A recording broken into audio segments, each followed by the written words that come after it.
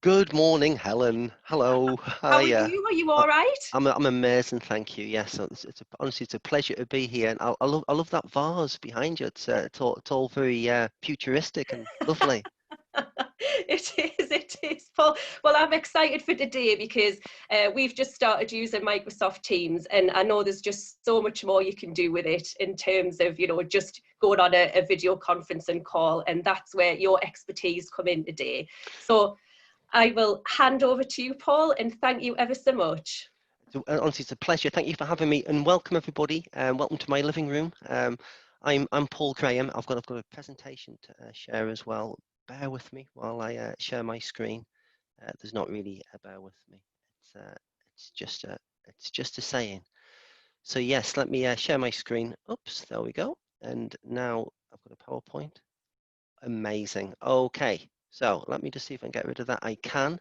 I want to minimize this as well. There we go. I do know what I'm doing. I promise. Okay, so today's session is entitled Microsoft Teams. Is it more than just video conferencing? Is it? I think it is. Okay, so what we're going to do is we're gonna look at Microsoft Teams, and we're going to have a bit of a deep dive in there. We're going to look at how we can access it in the web. We're going to look at how we can access it on the app, how we can use it on a mobile phone, how it's like device independent. It's going to be very, very exciting. The best thing, for me in this session is if we have loads of questions. And I do have my good friend and colleague with me this morning, Audrius. And Audrius has totally promised me that as we go through this, if anybody has any questions at all, then just tell Audrius, in the question and answer section, and then interrupt me, and I'll answer those questions. Okay, but let me just set the scene first of all for video conferencing, because it's a super duper subject. You're gonna love it, I'm sure. Okay, so first of all, here we go. We have a still from a 1927 film, Fitz Lang, Metropolis. Has anybody seen this film?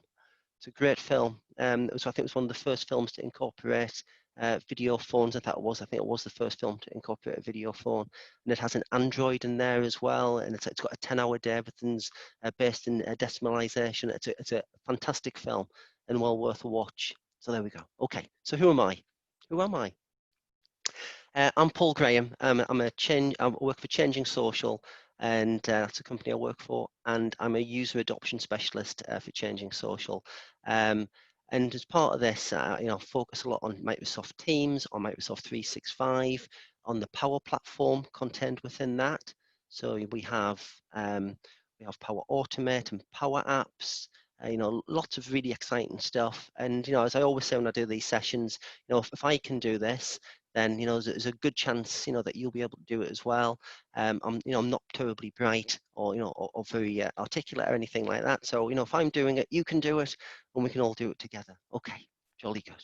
So video conferencing. When I looked this up before doing today's presentation, and the definition for video conferencing is telecommunication in the form of a video conference. And I thought, well, that's not really telling me very much, really, at all, is it? Telecommunication in the form of a video conference. What is that? Well, I thought, well, then what I'll do is I'll Google telecommunications, and as a noun, it's sometimes telecommunication, using a single verb, is the transmission of information as words, sounds, or images, usually over great distances, in the form of electromagnetic signals, as by telegraph, telephone, radio, or television, which is fantastic. And also sometimes telecommunication, when it's used as a singular verb, is the science of technology such as communication. And telecommunication is also as a message as so transmitted. So there we go. So what I'm doing today, we're doing telecommunications, which I didn't realize before today's session. So what led us, what key events led us to here today? So, first of all, we had the Bell System picture phone that was premiered in the 1964 World Fair. It cost 16 to 27 pounds for a 3-minute call, and that's the same as about £1 million in today's money.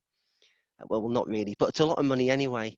And notable fictional appearances of the video phone include Fitz Lang, as we said, Metropolis, 1927, The Jetsons. Do you remember The Jetsons? Meet the Jetsons. It's really good, The Jetsons. Used to love The Jetsons.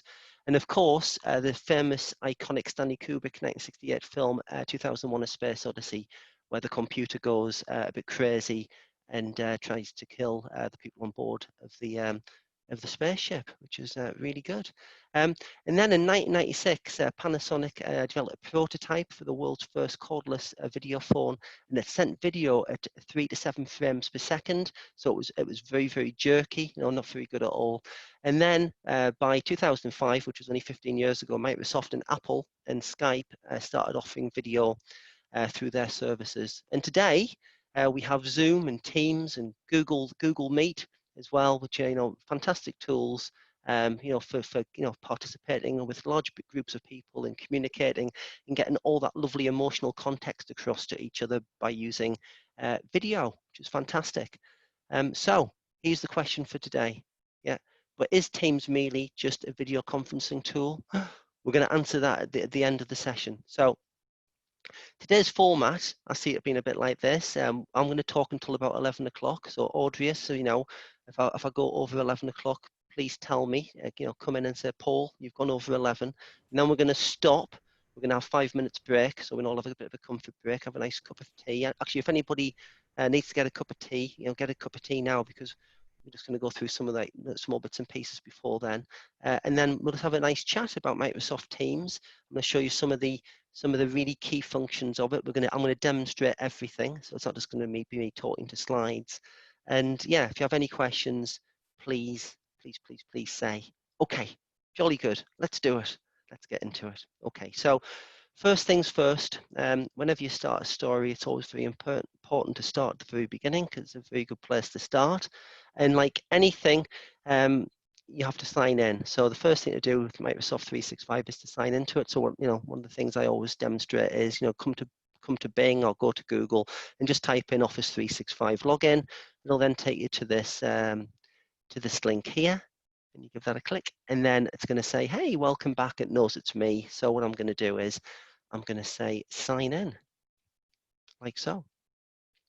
This is a test tenant here for Changing Social. You don't do this, but it has my password saved in here. I wouldn't normally do it because I'm a professional, and I wouldn't want to give you bad instructions. So from here, I'm going to say sign in, and now I'm going to sign into the tenant. I'm going to say, yeah, keep me signed in for this session. I don't want to be signing in anymore.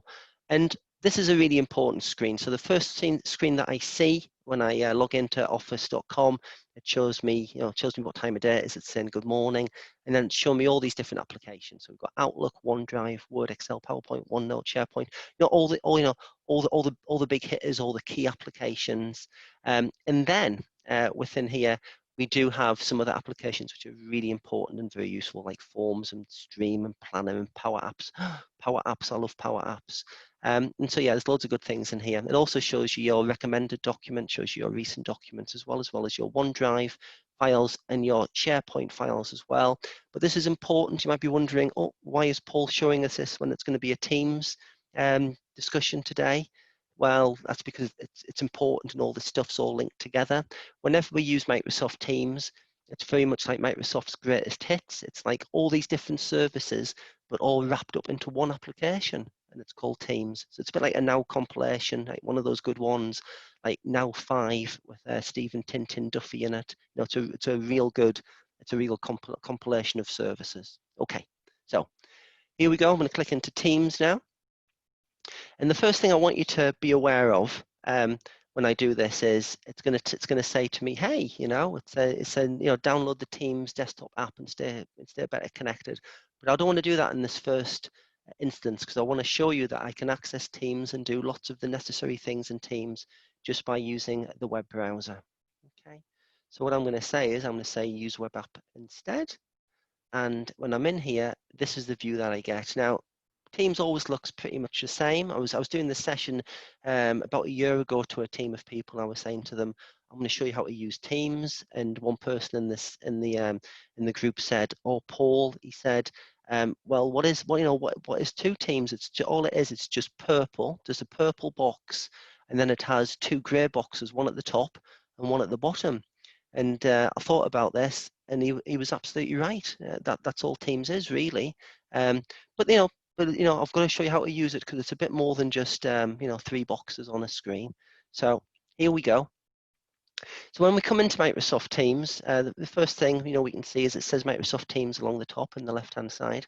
I've also got a collection of 9 little dots here in the very top left-hand side, and that's the app launcher. So if I want to go to other apps within Microsoft 365, I can click on the app launcher, and then I can go back to Outlook, I can go to OneDrive, I can go to Word and SharePoint. This is going to be very useful for us as we go through today's session. I've also got a little new chat box here, and I've got something called a command box at the top, which is really useful. And here I can get a list of all the commands that are available to me. So I can set my activity from here. I can say, yeah, I'm available. You see at the moment, this is the test tenant. I'm actually set as being away, I think, on there, because it's actually, I'll be right back, it says. But if I go onto here and click on available, look what it does. It sets my status to being available, like so. Like that, okay? Alternatively, what I could do is I could click into here and I could say DND. See, DND, and that says set your status to do not disturb, not Dungeons and Dragons. It is definitely do not disturb. So I set it to do not disturb, and look, I've now got this red circle with a line in the middle of it. So I've been set to that. So, really, really useful. You can set your status from here as well. It's going to set it back to being available. You can also set your status. If I just move this little box out of the way, you can also set your status by clicking on your little avatar picture, and then under where it says available, you can set it on here as well, and you can reset your status. You also have a very, very useful function here about setting a status message. So if you give this a click, what you can say is, you can say, I am away for 4 hours from now. Whenever that would be. You actually put the time, and actually I'll do it genuinely. I'll do it honestly. I'll say it's 10:17 a.m. Okay, like this. And then what I can say is, please message. And I can do an at in here, and then I can call somebody up and say Megan Baum for information. So this is like an out of office, it's like an out of office prompt. Really, really useful. Very, very good.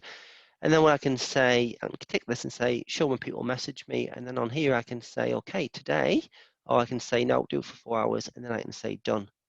And there we are. Look, I'll get this. I'm aware for 4 hours from now. Please message. And then what they see, people can then click on this and then they can message Megan. How good's that? It's brilliant, isn't it? So really, really useful. We're going to come back to some more of the settings within here a little bit later on, but that's a real key one that I wanted to show you early, to try and, get your attention. And then from here, if I move down to the left-hand side of the screen now, I have all these different categories. So I have activity, and then the activity category, it shows me all the information that's going on in my feed. So this is all the stuff that's happening in my chats, all the stuff that's happening in my teams.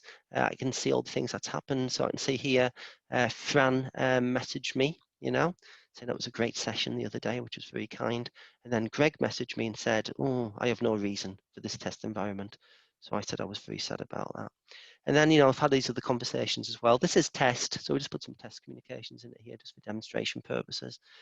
What I've also got in here as well, I've got my activity. My activity is really useful, so I can see all the things that I've been doing. Oops, I'll just close that. And what I will do is, let me just put this onto Do Not Disturb. I am so sorry, that's my colleague there messaging me. Please bear with me.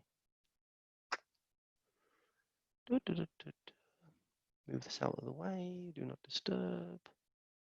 Well, that should be the same thing. 1 second. Okay, good.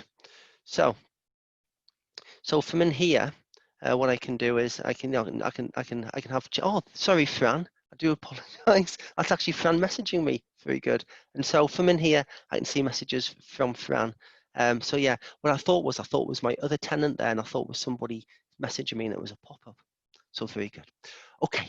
And so from in here on the activity, what I can do is I can click on my feed, and I can say, okay, I'm in my feed. What I really want to see is I want to see all the times that people have mentioned me.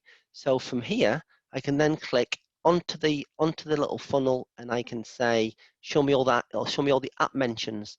So I can see, oh, I was app mentioned by Fran here, and I was app mentioned by Greg, and then I was app mentioned by Helena.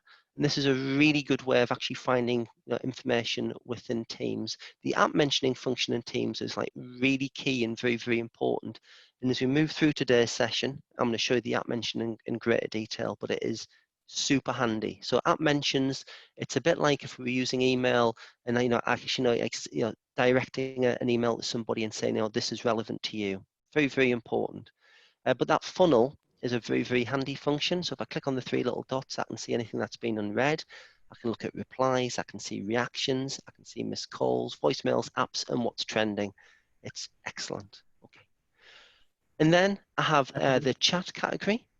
Audrius, were you coming off mute? Yes. If you don't mind, I've got a question from Chris. With all these do not disturb options and, I'm out of the office, etc. Yeah. Chris is asking, is this only shown to people who use Teams rather than people emailing you? Oh, good question, Chris. It is only for people who are using Teams. So those options still apply. So if you want to set out of office and stuff within Outlook, you can do that. This is only within this is only within this Teams platform. But it was a great question, and I should have pointed that out. Yes, only Teams. Okay. And we've got another question from John, but I think we'll get to it a little bit later because it's quite technical and we sure? may need to do a little bit of testing. Well, I can read it out if you want, but go on. Just read it out. Read it out, Audrey. Right. Okay. So he says, I can play a PowerPoint through Teams, and I can show a video embedded in that PowerPoint. However, it won't play the sound. I can hear it as the presenter, but the attendees can't hear anything, not even through my microphone. Is there something that I need to alter in these settings? Yes. Now hold that thought, and as we go through, let's not. Who asked that question, Audrius? John. John. Yes, John. Let's not forget, and when I'm showing you the client in more detail as we go through the meeting settings, we'll come back to that. So let's hold it in our minds. Thank you. I can hold the question. Yeah. Okay. Thanks, Audrius. Back people. You're the best, mate. Thank you. And so if I come into chat on here, then what I can do is I can start having chats with people. So one of the questions we get asked all the time, when we're doing this kind of Teams training and we're showing people the different options in Teams, is what's the difference between a chat and a team? Well, fundamentally, there's no difference. Just a chat is something that's informal. So I can be having a chat here with Greg, or I can be having a chat with Fran, or I can have a chat with Megan. I can put them into individual chats, so I can group them into chats. So we're going to look at this in a bit more detail in a little moment. But chat is an informal way of getting people together, and you can group people together in this, just like you would do in the same ways if you were using WhatsApp. If you had a WhatsApp group and you wanted to group people together, then it works just the same. Okay, good. And then we have Teams. And so inside of Teams here, we can see these are all the different teams that we've got going on. I can hide these. I can pin different channels. We're going to look at this in a bit more detail. I can create and join a team. We are going to do that. We are going to create a team in a moment. It's going to be a whole lot of fun. It's going to be good. And then next category, we have calendar. Now, whenever we come onto the calendar, I always pretty much know what people are thinking. I think you're thinking at the moment, you're thinking, wow, this looks just like Outlook calendar. And well, the reason for that is because, well, it is just Outlook calendar. So what this is doing is it's taking your Outlook calendar and it's putting it into Teams. It just means that you can create meetings from Teams directly within Teams. You don't have to be in Outlook. It also means that you have this kind of like meet now function, and you can view this in a kind of a today view or monthly view, or you can look at a working week, or it is over here, clicking on the wrong button, or you can say it's a working week, or you can say it's a week, and you can do it this way. So it is very, very functional. One of the downsides though to using this over Outlook is you can only see your calendar. You can't see other people's. So if you've got shared calendars within Outlook, you must still use Outlook to access those shared calendars. Okay, good. And then I've got calls on mine. You might not have calls on yours. So on here, it shows you speed dial, shows you contacts history, voicemail, lots of good stuff. Shows you the kind of the people who you, ring quite often. It's very, very useful for that. And then we have like probably the best feature of Microsoft Teams in terms of its web client or its desktop client of Teams. So we're looking at the web client at the moment. When I come into files on here, it shows me all my recent files. And these are all the files that I've been using on Microsoft 365. It doesn't matter whether I've used it on SharePoint or whether I've used it on OneDrive, or anything, or or somebody else's OneDrive that's been shared with me. It's going to show me these recent changes. Any document I've been working on recently, it's going to be in here. So it's a great place to come and see those documents. Okay. I also have quite a lot of functionality and control with these documents on here. So I can come into here and I can click on the three little dots, which is the Microsoft ellipse, because the three little dots in Microsoft products it's always the more options. And then on here, I can say edit this in Teams. I could say open in browser. I could say open in desktop app. Download it or get a link, and I could share that with people. I could get a link to that and then message it to people. And as long as they had the access, they would be able to open up that document and collaborate. Okay, good stuff. Okay, I can also see all the documents which have been changed recently, modified recently on Microsoft Teams. So on here I can see we have a Who We Admire document, a Word document for today, all these different things, a Go Green document. And then I also have access to my OneDrive from here as well. So I can click on OneDrive from here. And then when I'm in OneDrive from here, I can say, right, well, what I would like to do is I'd like to create a new folder or new Word document or new Excel workbook or new PowerPoint or new OneNote notebook or forms for Excel. I've got loads of control over this. I can also, if I come over to one of these documents over here, visit this Excel sheet, I can click on the three little dots and look, this time I've got different options because this is my OneDrive. So on here I can say copy the link or download or delete or rename or open a OneDrive move or copy. I've also got these options here to open an Excel online, which is inside of the web browser, or open an Excel or to edit directly within Teams. So I don't have to come out of Teams. Okay, it's really handy. When we're in Teams, more often than not, if we want to get something done, we don't have to leave Teams. We can just stay within Teams, which is really handy. Okay. And then on mine, I've got Planner. I think I was demonstrating Planner a bit earlier on in another session. And Planner is a tool that we can assign tasks to people. We can put things into buckets, and we can say, well, we're working on this document. Can you do paragraph 1 of this document? It won't be more than this, but you can break your project down and you can put them into Planner. Planner and Teams work side by side. You can put Planner into a team. It's excellent. You can see different activity. You can see when people have updated things. They've got to go in and they've got to say, yeah, assign that to that person. Then they've got to go in and mark it, whether it's in progress or it's completed. But, it's that kind of thing. It's that kind of, project planner kind of tool. It's very, very useful. And then if I click on the three little dots, then I have other options on here. I have Help and OneNote and Shift and Stream and Who and Wiki. And these are really handy. So Help is just help. OneNote is a note-taking application. I'll show you that in a bit more detail later on. We also have something called Shifts, which is really handy if people are working across different time zones, or if you have people who are actually working shift patterns. You can actually say when somebody's actually on a shift and when they're not.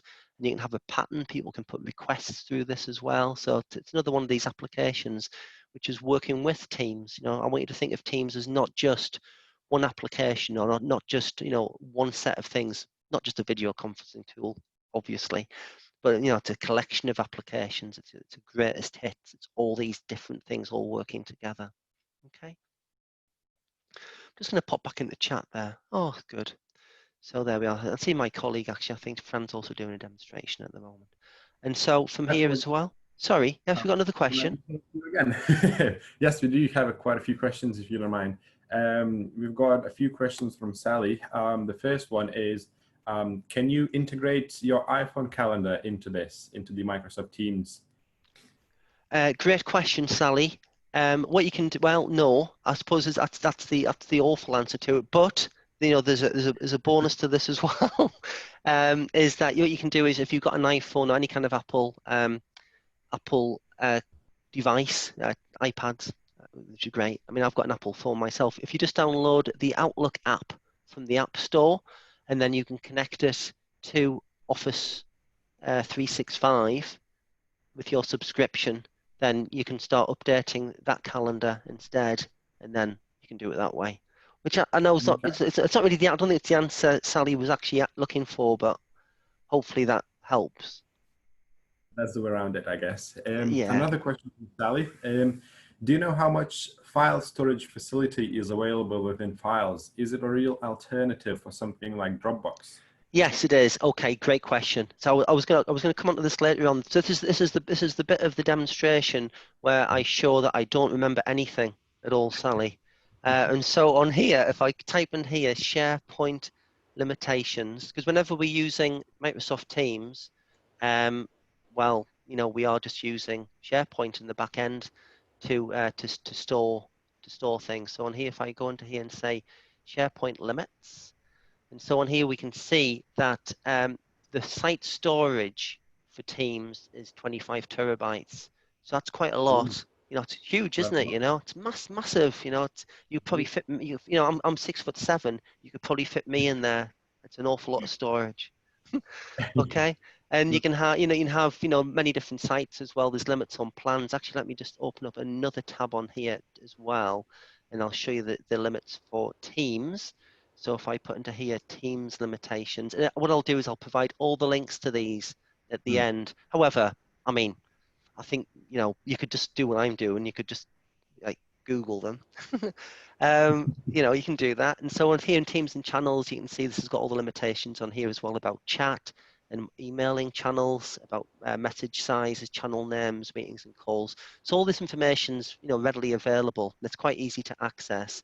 But yeah, the SharePoint site total is 25 terabytes. The maximum file size and file path length is 15 gig. So it's 15 gig upload, which is still quite a lot of data. Okay. Maximum size for files attached to a SharePoint list of 250 meg. You're getting kind of the technical details of it. And if you're moving, copying across between sites, it's 100 gigabytes per operation. So that's quite a lot as well.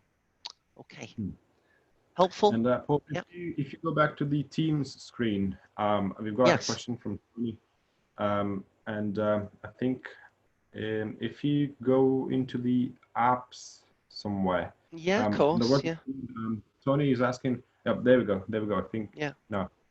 Well, anyway, Tony is asking, how did you add Planner to this screen? I use it, but I access it via the web. Oh, okay. I've seen the Planner on your screen somewhere, but I can't really remember where it was. Oh, it's no problem. So within this section here, there's 3 little dots. It's just more added apps. Depends on your screen resolution as well. So if I was to shrink this down, look, you see, look, I'll lose them. You see what I mean? So it all depends how big your screen is. So maybe if your screen's only a certain size, you might not see Planner. But what you can do is you can right click on this and you can say unpin. So if you unpin Planner, click on the 3 little dots, and then go into Planner, then I can click on it again and say, right click on it and say pin, and I've pinned Planner. Okay, excellent. Right, okay, that's it from me, and I'll be sure to get back in soon. Thanks, Audrius. Thank you. Okay, so actually, this is something I really do want to show you. This is something called the WhoBot. So WhoBot is accessible from here. Actually, I'm going to pin that. And then on the WhoBot, I can ask it questions. So this is like this is an artificial intelligence bot, which will help you find people in your organization. So on here, I can say, for example, let's do this. If I say who, if I just type who, then these are the questions I can ask. I can ask who is, I can ask who knows about, I can say who reports to, who's the manager of, who has the same manager as, who have I emailed about. And so you can ask it loads of questions. So I can say, who is, and I can say, Fran Clark. My left hand is faster than my right, so I always do a cap on that second letter. I wish I didn't. Like this, who is Fran Clark? And then what it'll do is I'll go and search. Okay, I'm just going to say allow because I haven't been in here for a bit. Give this a second, just going to sign me in. Who is Fran Clark? And then boom, it goes and finds Fran Clark. It says Fran Clark's the director. And then from here, I can say, oh, well, who does Fran work with? Who's the people that Fran works with?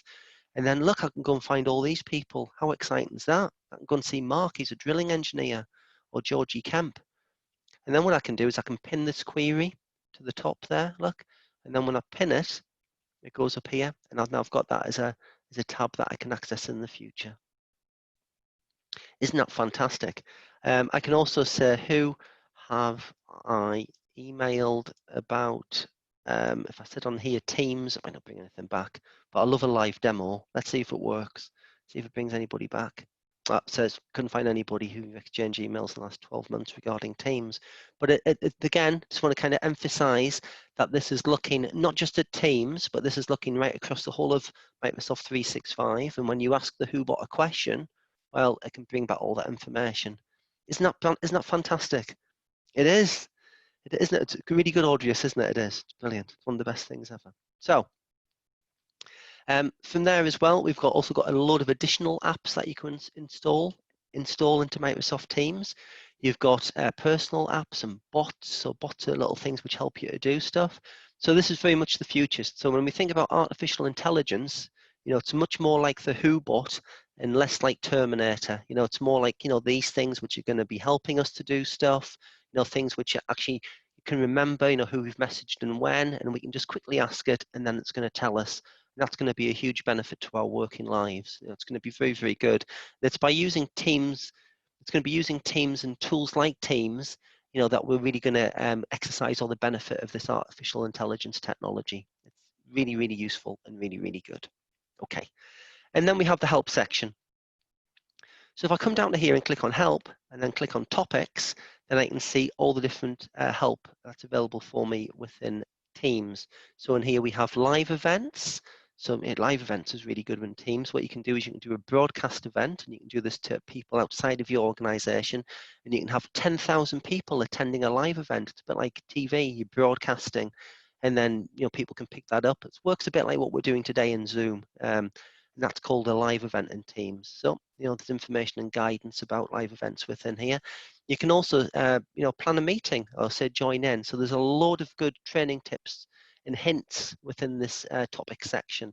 And then we have training. Now in here, there is a load of really good instructional videos, and they're only small in length. When it says 2:11, it means minutes and not hours. So, getting your team up and running, it's only 2 minutes, 11 seconds. And, you can watch that and you can become an expert just like me. So you can do this kind of thing, and, you can do Zoom video tutorials for people in Teams. Very exciting.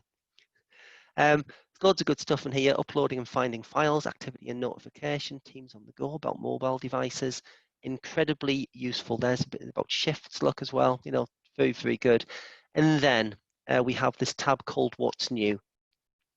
And one of the things I really do want to kind of get across to you today is, Teams is constantly improving. It's constantly evolving. What we look at today, it might not be how it appears tomorrow, because there's going to be new features and new advancements which are coming along all of the time. Okay, so in here we have, you can see on June the 19th, 2020, there was an improvement in Safari. So when joining meetings in Safari browser on the Mac, you're no longer required to use the audio conferencing to dial into meetings. So that's exciting, isn't it? So, I'm not saying, come in here all the time, but maybe it's like once a month, come in and have a look to see what's new within Microsoft Teams. You might find something which is like, really relevant to you, and, get some benefit out of it. It is incredibly useful. There's also this fantastic option down here as well for suggesting a feature. So if we click on help and we say suggest a feature, then you can come over here and you can see what people have actually asked for within Teams. So just as I was saying before, it's constantly improving and getting better. Well, that's because of this fantastic user voice that they have of people who are contributing and asking for features to be, to be made better, or for improvements to be made. I mean, in the not too distant future, Teams is going to go from 9 people within a meeting that you can see. You probably see that a lot at the moment in Teams, where you see 9 people on screen at once. Well, that's going to go to 40. It's going to go to 47, 49. It's going to go, what are 7/7's Audrius? 49? Yeah, it's going to 49, isn't it? Yeah, it's going to go to 49 in the future, so you can see 49 people on the screen at the same time. So, it's going to be absolutely fantastic. Although quite how we're going to see all those faces, I don't know. That's going to be a really interesting challenge. So, good stuff. And then when I'm in the browser version, I've got this option here to download the desktop app. So if you don't have the desktop app installed, you can very simply just download it there. And what it'll do, it'll download it to your computer, just like so. I'm just going to cancel that because I don't want to take up the bandwidth. And it'll download it to your computer, and then you can install it. Okay. Great. So the next bit of today's chat about Microsoft Teams is we're going to be looking at the desktop client. So hopefully, for those of you who have Microsoft Teams, you will have this desktop client installed already. If you don't, then you can go to the browser version and you can click on here and download the desktop client. But now what we're going to do is we're going to be using the desktop client. So here we are. I'm using a Windows 10 computer. And I'm using a Windows 10 computer, and when I'm using Windows 10, there's a desktop client for it. Now, there's also a desktop client if you're using a Mac computer. And before me starting at this job, I worked for a company where it was all Mac, and yet I was their Teams subject matter expert, and I was able to do all that using the Mac computer perfectly well. There's Mac applications for all of Microsoft 365, so you can really get into it. You don't need to have a Windows computer if you don't want one. You can also use an iPad for this as well. There's iPad clients available. They work absolutely brilliantly. They use the front-facing camera. They're excellent things. Okay. So desktop client now. Also, just be aware if I just flick back to that limitations document on here, just to make you aware of this. If I go down, it's Teams, isn't it? Just find it. Then what we can do is we can see that there's certain limitations about using Teams in browsers. So on here, you can see, well, if you're using Windows Explorer 11, you can see what's supported and what's not. So you can see if you're using an Internet Explorer 11, calling audio, video, and sharing is not supported, okay? But, these bits are. But if you're using Edge, the new version of Edge, which is based on Chrome, then it is fully supported, okay? If you're using Chrome, it's fully supported. If you're using Firefox, it's currently not supported. So it's really handy. Again, this is a really good document link to tell you what you can do and what you can't do when you're in a browser. But if you are using the latest version of Edge, Chrome version, or Google Chrome, then you will get a fully supported Teams experience. Okay. Good. So what we're going to do now is we're going to have a greater look into these categories on the left-hand side, and we're going to start by creating a team. So when I come over here and I click on the Teams category, then what I can do is I can see all the teams that I'm a member of. I can also see on here, actually, I've got this as a pinned Teams channel. I'm going to unpin that so I can show you how that works in a little bit. But what I'm going to do is I'm going to say join or create a team. But before I do that, it's always really good practice just to check if a team that you're going to create is already in existence. You might be part of a team. So to do that, what I'm going to do is I'm going to click on this little cog down here. It says Manage Teams. And if I give that a click, it shows me every team that I'm a member of. Okay, so I can see the name of the team. I can see the description. I can see whether I'm a member or an owner. In Teams, they've made it super easy now. All we have is just two membership types within a team. We have members who are members of a team. We have owners who own a team. So if you're an owner, you can do everything. You can kick other owners out, or you can add members or add owners. And then in here, I can also see how many people are in a team as well. So we've got 12 in there, we've got 4. It's really, really handy. And then I can see what type of team it is. So here, I've got a public team. Look at that. The padlock means private team. And then I've got this one of a building. That means organizational wide team. How exciting. And then I've got these little, yes, Audrius. I thought that this is a really, really good timing when you're covering the section. We've got a good question from Ella. She says, I work for 2 organizations, but both of which use Teams. Do I need to open separate Teams windows for each, or can I include a team from one company on the Teams window for the other? You know what? That's a great question. I love that question. And so it's a good time to show you this. So was that from Ella? Did you say? Yes. Yeah, Ella, great question. So let me show you how this works.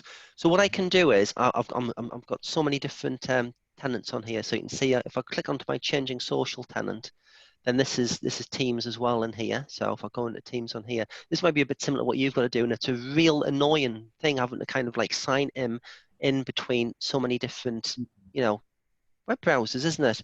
It is. It's it's very it's annoying. Let's be honest. Just say what it is. It's annoying. But what we can do is, if you're using Chrome or you're using Edge, then we have this option that's incredibly handy. We can click on the three little dots on here, and we can go to apps, and we can say, "So I didn't actually have it already installed." I can say, "Install this as an app." Okay, and then if I click on here, look what it does. Boom! It puts it into a window all of its own, an app all by itself, and it remembers your credentials, it remembers your login. So in here, what I can do then is I can say pin this to the taskbar, right? And then I can always go back to this particular team's environment. How good's that? Isn't that good? So basically, if you wanted to have kind of Yeah. two team chats, one would be in the app, and then the other one would be in the web. Correct. Or you could have multiple. So you could have one in the app. So what I could do is, so I've got changing social here. I could come onto here and I could say apps, and I could say right, because I've already done this before, you see, because it's me. And so what I can do is I can say, there's me changing social one. Look, yeah, like so, yeah. And then I could say, and this is my test client, like this.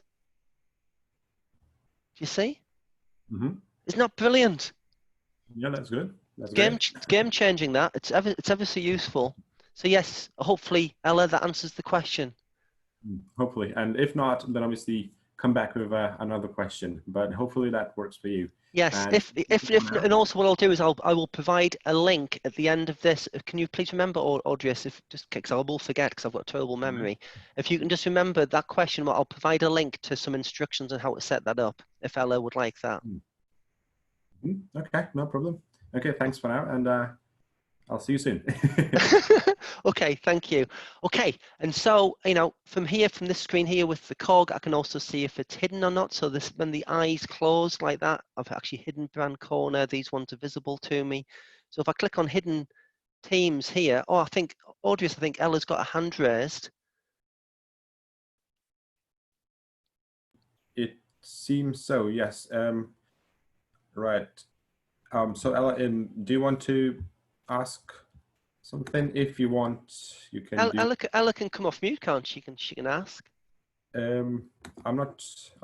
I mean, I can unmute her, but I'm not sure if she's got a microphone. Oh, I see. Okay, that's fine. I'll tell you what, Audrey. I'll try just plow on and not. I'm terrible for this, aren't I? Trying to take control. I don't mean to. No, that's fine. Is just 1 second. I'm gonna. Okay, she says, "Ignore my raised hand. I was hoping for a thumbs up." Okay, yeah. Cool. Okay, brilliant. Okay, I'm pleased. Ella like that. Great. Okay, so what we're going to do now is we're going to create a team. So down here on the teams category, I'm going to click on join or create a team, like so. And then when I do that, I just get two options. Microsoft's made things like so easy for us nowadays. So what we have a choice to create a team or to join a team with a code. I'm going to show you that in a moment. If I was on a different tenant, I could see a whole raft here of public teams. And if I want to go and search for a public team, I just type the name in there. I can then go and find it. I can just put the start letter of a team, or just I might know just kind of part of what it's called. It's going to go and search all the public teams. I'll show you what a public team is in a moment. And then I'll be able to find them. Okay, so what I'm going to do here is I'm going to say create a team, like so, and then I get two options. So there's only ever two options nowadays for Microsoft, making things easy for us. I can, excuse me, I can build a team from scratch, or I can create from an existing Office 365 group or team. Now, don't worry too much about that second option. It's only for those people who have actually got a SharePoint site that they want to convert into a team, or they might have an Office 365 distribution list, which they've been using as a distribution list, like a collection of email addresses. If you want to bring that into a team and incorporate those users, yeah, you can do that. We're not going to touch too much on that today, but if anybody's got any questions around that, then you can ask me. I can show you some good ways of actually reusing that content from SharePoint into Microsoft Teams. Please though, don't, whatever you do don't don't recreate the work. You can just copy it, or you can just attach that SharePoint document library into a Microsoft team. Okay, it's one thing I would never want to do, just make people work more than what's necessary. So what I'm going to do here is I'm going to say build a team from scratch, and then I get 3 choices. I can create a private team, so it'll be a team that's only for me as an owner to decide who gets an invite to it, who's going to have access to it. Or it can be a public team, so it can be anybody within this organization can be allowed to join it. Or it can be an organizational wide team, so that means anybody who joins the organization will automatically get added to this team. So that would be really useful, wouldn't it, if you've got a team which everybody sees, and you might have some onboarding information in there. So what you can do is you can add them straight away. Then send them an email and say, oh, there's a bunch of resources in this team.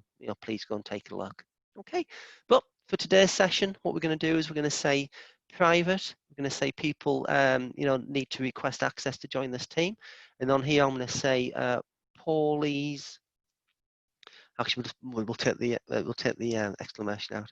The thing anyway. We'll take that out. Paulie's private team, like so, and then we're going to give it a description. We're going to say this team is for Paulie's private use, like this, and then we're going to say create. Okay, and then when we do that, we get this nice work graphic up. Nice work! Whenever that appears, it's always good to see. And then once that's gone away, I can start adding members to Paulie's private team. Okay, so I can start typing a name. It says there, distribution list, or an email-enabled security group to add to your team. Okay, so you can add different people into here. So on mine, what I'm going to do is I'm going to put Fran in, my friend and work colleague, and I'm going to say add. Now, everybody you add at this level, they just get added as a member. They will not be added as an owner. You've actually got to drop the box down and say that they're an owner. So now I'm going to add somebody else. I'm going to add Helena and then say add. And you can see, so I've added Helena and Fran. They are both members. Okay. And now I'm going to say close. And when I do that, now what I've got is I've got this team. I'm just going to hide these other teams so it's a bit clearer for you all to see. So on here, I have got my team. I've got Paulie's private team, and I have this thing here. It's called General. Now, Microsoft, they have called these folders which appear within Teams. They've called those channels because they are more than just a folder. They're like they're like a real posh folder. You can do more within them. You can have tabs along the top. You can have chats and messages and files in there. You can have OneNote notebooks in there. You can do an awful lot of good stuff within a channel. But what I really want you to be aware of, whenever you create a team, right, you get a general channel. But one of the recommendations I would suggest for you would be, don't just use that one channel. What you should really try and do is you should try and categorize all your data within that team. So don't think of it as any different to your kitchen. Think about you put all the plates in one cupboard, don't you? Well, I do. Hopefully you do. You put all your cups in another cupboard. You put all your plastic pots on top of the microwave, so that when you open the door, all the plastic pots fall off the microwave, and you've got to put them all back on the top. It's a way of categorizing. It's a way of categorizing data. Okay, and that's all a channel is. So what we're going to do is we're going to go onto here, and we're going to say add channel. Okay, and we're going to say we'll call this one production. Yep. How good's that? And again on here, I get an option to give it a description. So I'm going to call this production channel, like so. And then I can say that whether this is a private channel or whether it's a standard channel. So standard channels, everybody who's a member of this team, they're going to be able to get access to it, okay? A private channel, I would say it would be only accessible to a specific group of people within the team. So what I could do is I could say, well, I could take Fran and I could make her just be the only person who can access this particular private channel. We'll do that in a bit. We'll do a standard one first. So I'll do the standard channel like so. Boom. Oh, I've got a production channel. There it is. It looks lovely. And then we'll click on the 3 little dots on the Microsoft ellipse again, and I'm going to say add channel. And then this time I'm going to say sales, right? And sales channel is going to be private, because I don't want anybody to know how many we're selling or not selling, because that might damage our company image and it might affect the stock price. You know, these things happen. So for this one, I'm going to say it's private, and then it's going to add the channel. And now it's going to say to me, add members to the sales channel. So I know Fran is in charge of sales. She's the sales director. So I'm just going to add Fran to that, and I'm going to say add. There we go. How good's that? And so what I've got now is I've got 3 different channels. I've got a general, I've got a production, I've got sales. And you can see the sales one is private because it's marked with a padlock. Okay, whoop, dead exciting. Now if I click into here and then say manage channel, then I can see from here, I can see I'm an owner because I created it. I did that. And then there's also a member as well, and that's Fran. Okay, so channels, teams, very, very interesting. Okay, so what we're going to do now is we're just going to have a look at the management settings of the team. So if I come into here and I say manage team, like so, then I can see I have 2 members and guests in my team. So if you remember at the start, I added Helena and I added Fran. So I'm an owner, they're members. I can change their status from here as well. So I can come onto Helena and I can say owner, make Helena into an owner, or I can click onto Fran and I can say make Fran an owner, and then I could say, okay, well, maybe we shouldn't all be owners. What I'm going to do now is I want to make Helena a member. There we go. So Helena is now a member, and instead flexible. You can change it. You can move people around. It is super handy. Okay. I can also see pending requests in here as well. So pending requests, this is a private team, right? I'm sure you remember that, don't we? Said this is a private team. What I could do is I could click on the 3 little dots on here and I could say get linked team, and I could copy that link and then I could email it to people in the organization, or I could go to chat and I could chat with them and I could say, hey, you know, I could say, you know, please join this team, please join this team, like so. And then put the link in, boom, send them that link, and then they would click on that link and then they would appear as within that area there as somebody to be admitted to the team. So if anybody had that link under pending requests, I would then see them on there, and then I would have to approve them and say, yeah, they can become a member of this team. Okay, fantastic.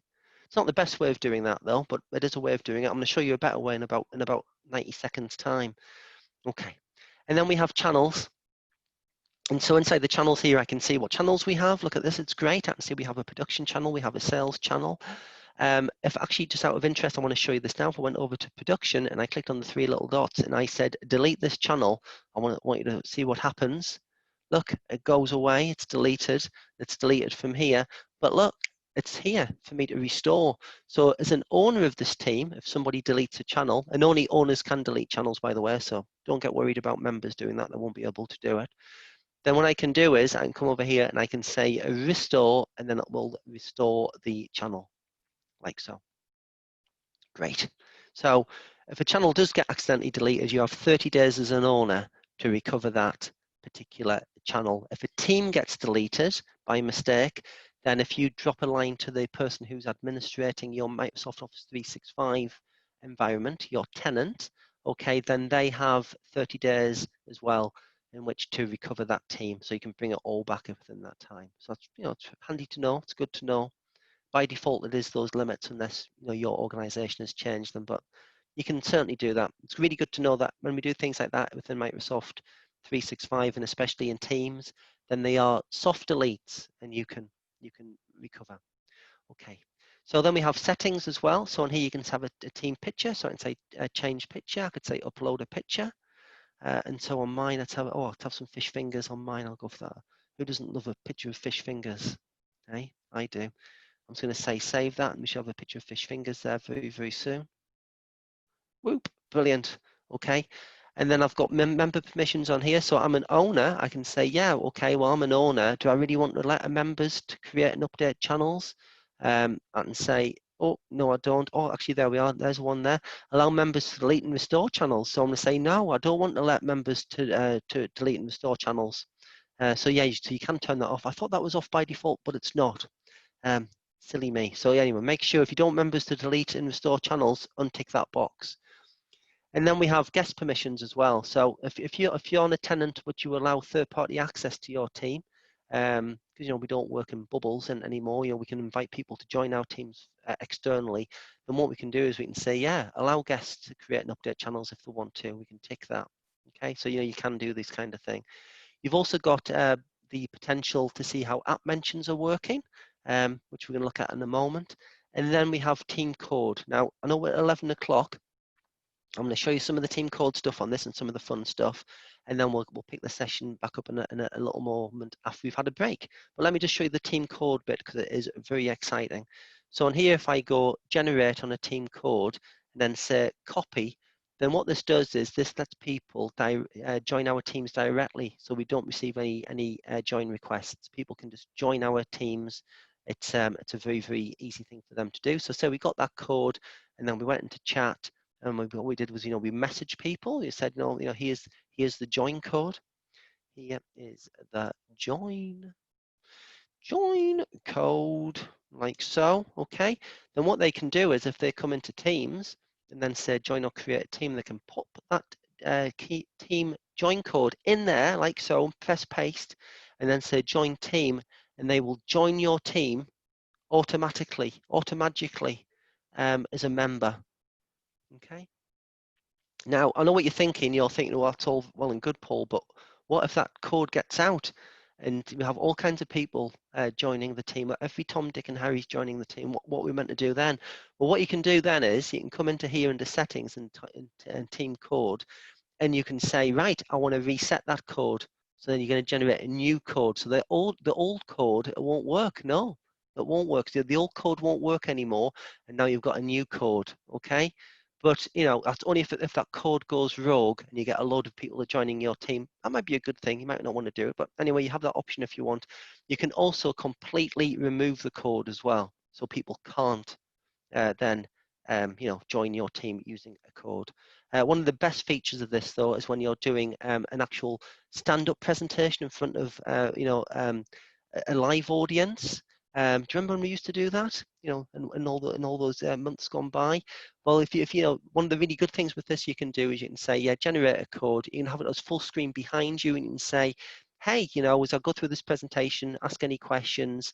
You can type them in, you join this team, ask your questions, and then we're going to answer them, at different points of the demonstration. So it's fantastic for that. Ever so useful. Okay.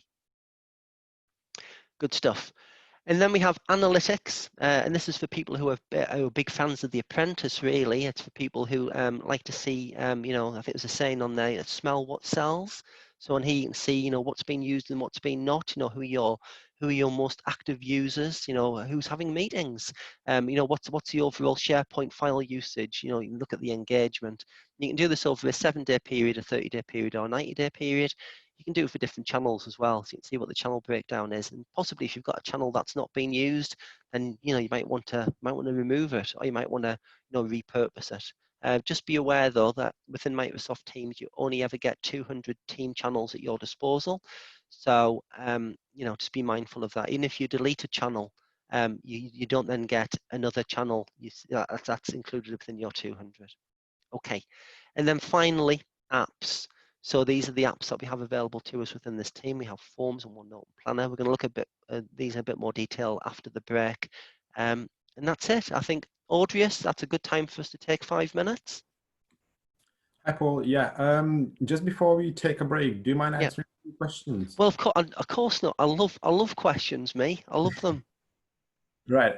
So we got Cheryl and Meryl who asking on terms of how do you add someone from outside your organization to your teams? Is it that code that you showed that you can send that code to people and then they it's a great question. What you do is this. You would click on, you can do it in two different ways. You can either click on Manage Team and you can say Add Member. Okay, you can do it that way.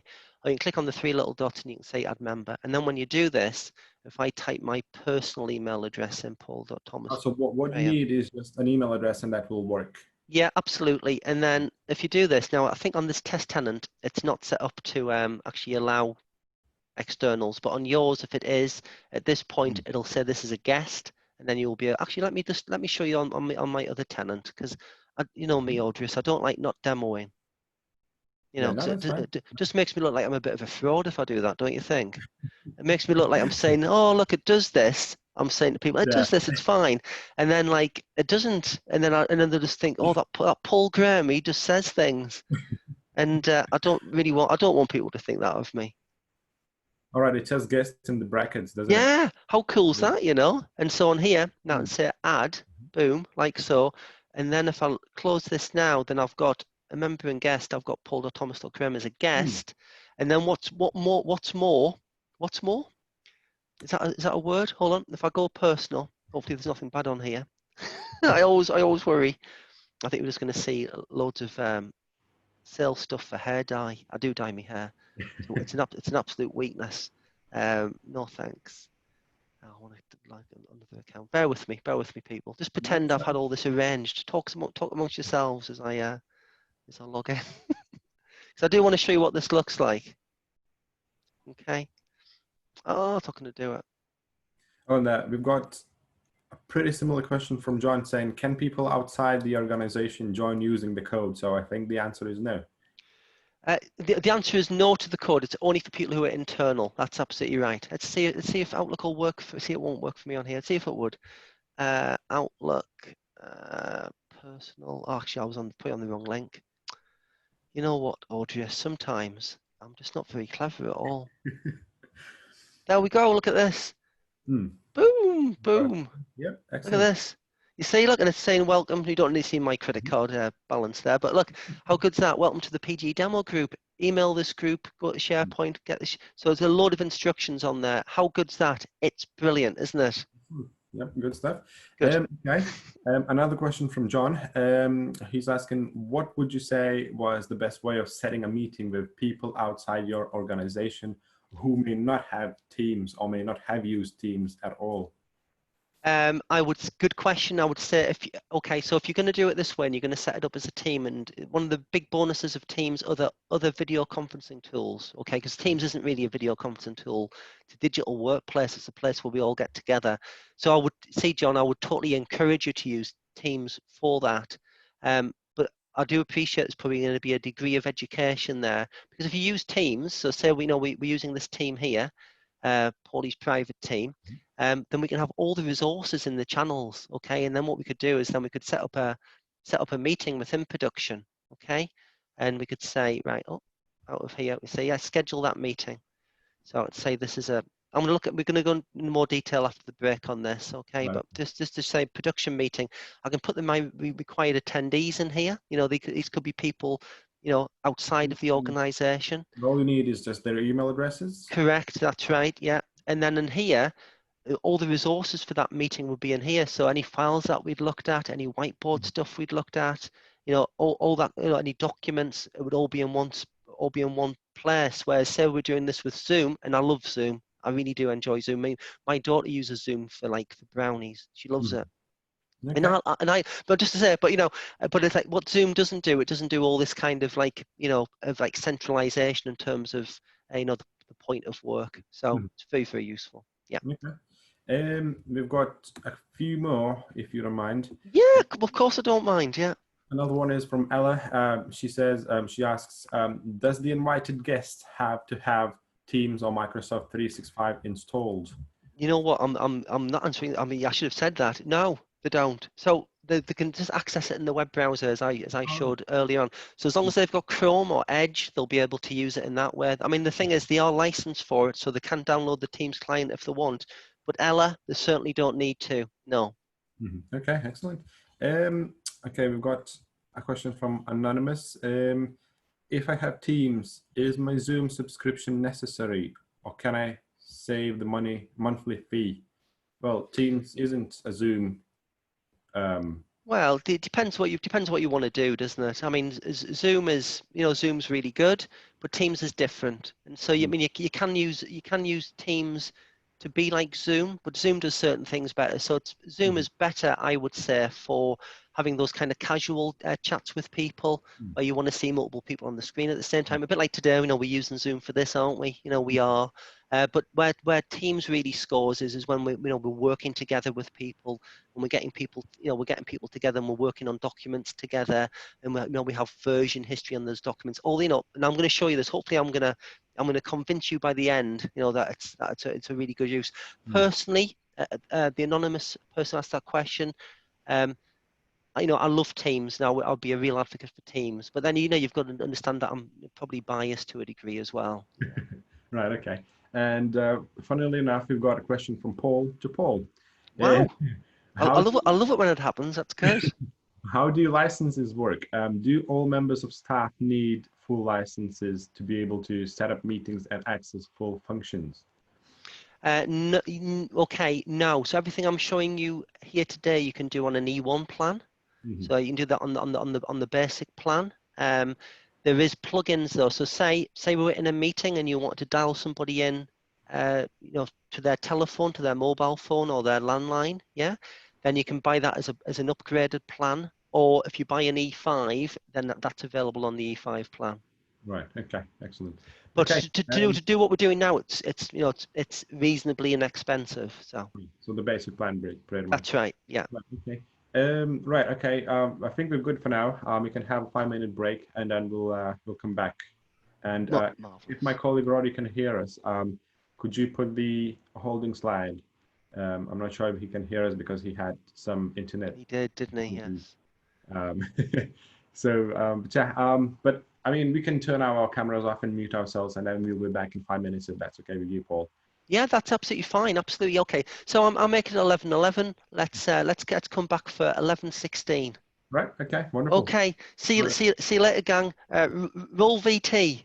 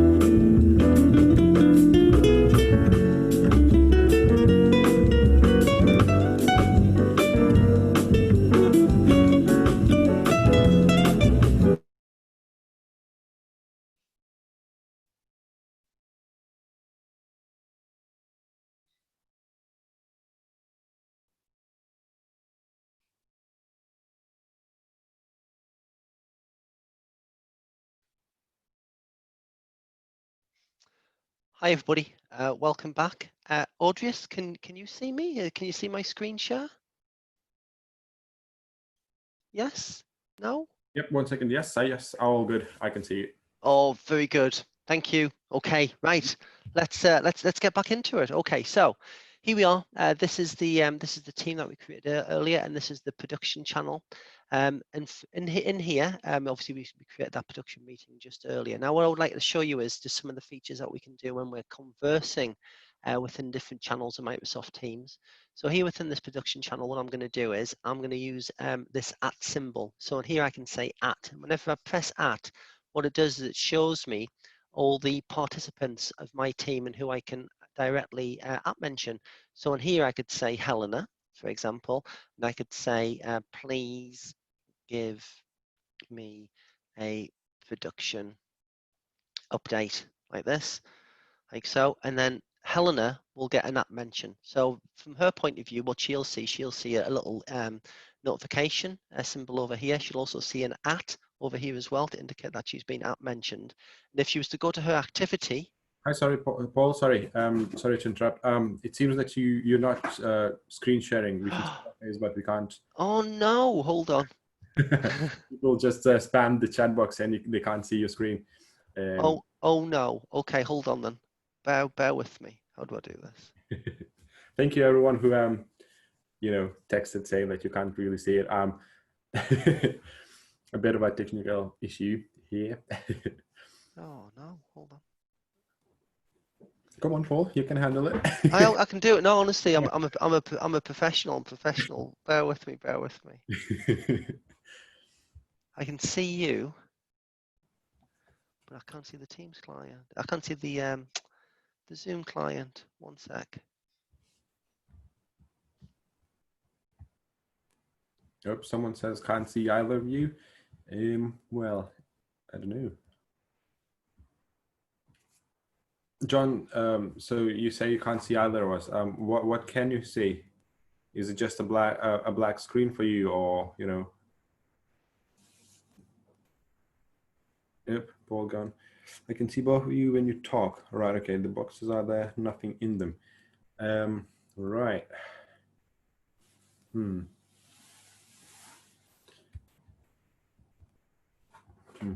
Okay. Speak view, if I click this one.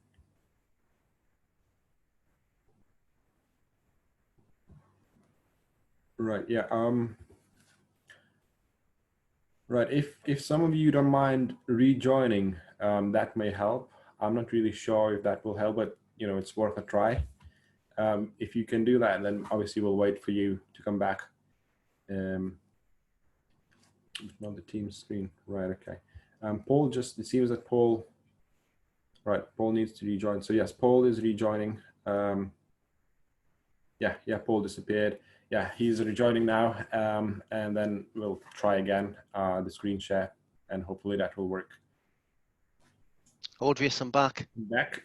Yeah, I am so sorry about that. I had to leave and then come back. Right.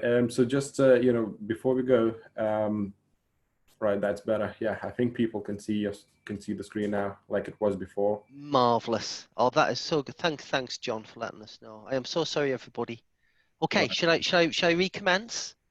You can do, and I just want to ask the attendees, if you can't see the screen, just use the chat box to say that you can't see it, but it seems like it's working now. Yeah, people say that they can see it now. Yeah, so it's all good. Mega. It's all good now, so we can go ahead. Yeah. Brilliant. Okay, so he is. Thank you, Audrius. He's Paulie's private team, and then we have the production channel on there on the left-hand side. I can @ mention different people. So this is a call to action for them. So if I put Helena in here, I can @ mention Helena and then give her some instructions. So on here I've said, Helena, can you please give me a production update?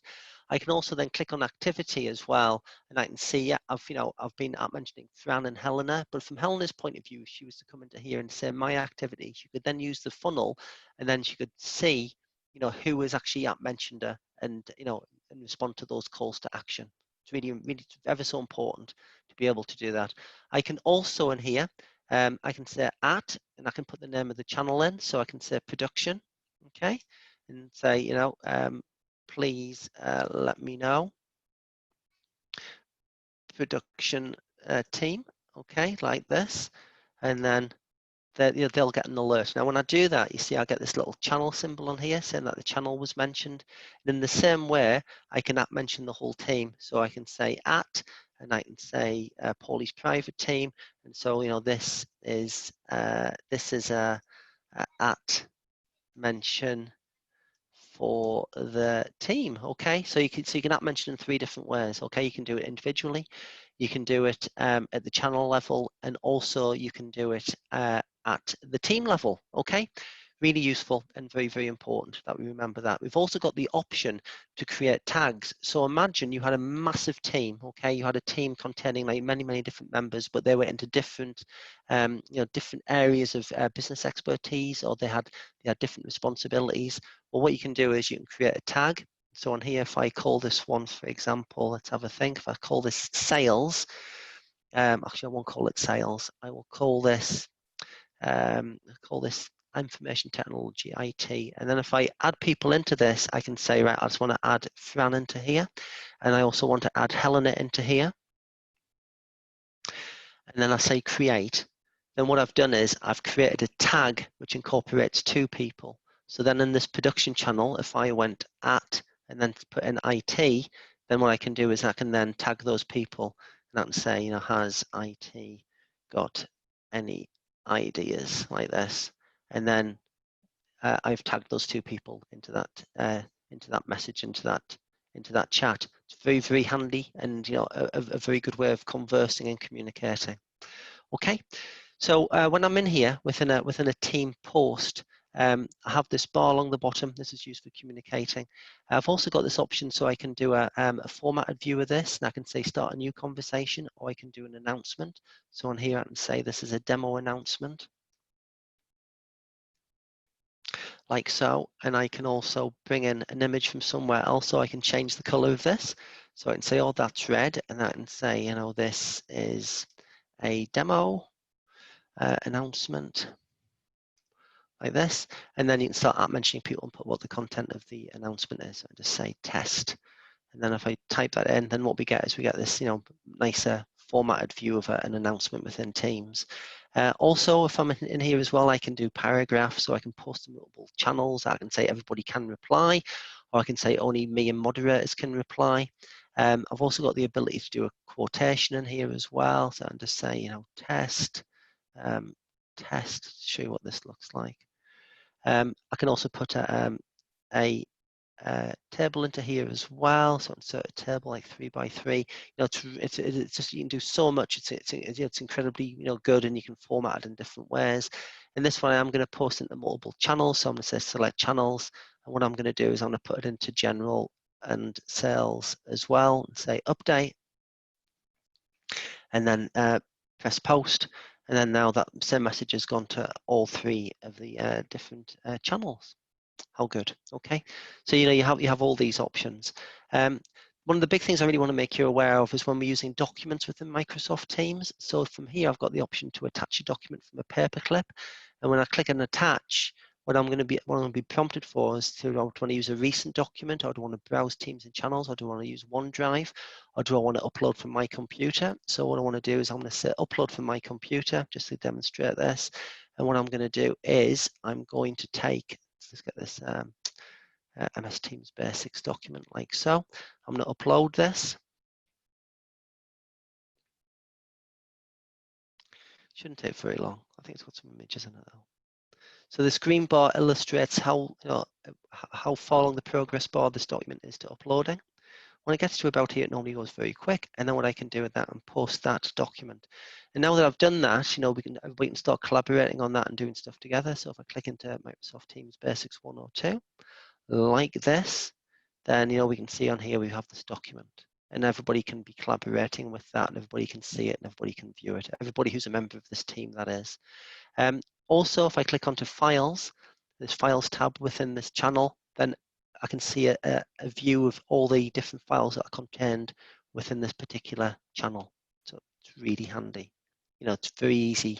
You just don't have to lose anything. It's a great place to find things. And then I've got all this emotional context information that I convey down here. So we've got emojis, we've got monkeys and things that we can send. We've also got GIFs as well. So this is using Gifify. So on here, if I can type Blade Runner in here, for example, from the film Blade Runner.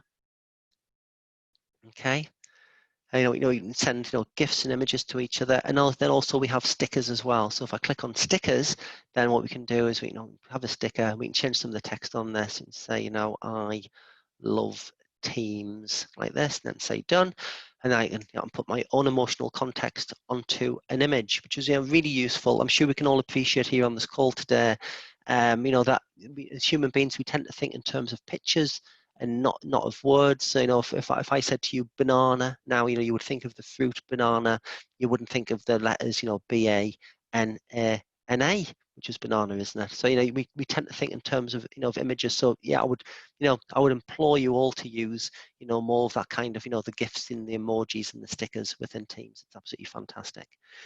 Then what we have along the bottom is we have a Meet Now button, and in that Meet Now button you can have a meeting immediately within a channel, okay, or you can schedule a meeting. So if I just do this again, if I say demo meeting, then what I can do is I can say Meet Now, or I can say schedule. If I say schedule, then I can put it into here and I can set a time. I can say if it's going to repeat. I can say whether it's going to be daily, weekly, monthly, yearly. I can even set a custom frequency as well. So I can say it's going to repeat every so many days, or whether it's every year or whatever, but it's a way of doing this. And it means I don't have to come out, I don't have to go to Outlook and do this. I can do this all straight from within Microsoft Teams. I also have a fantastic scheduling assistant. So if I type into there Helena, for example, and then go to scheduling assistant, I can see when everybody's free and available. I can put optional attendees in, and I can add locations. Okay. Very good. Well, I'm sorry to interrupt. We just have a quick question from Ella.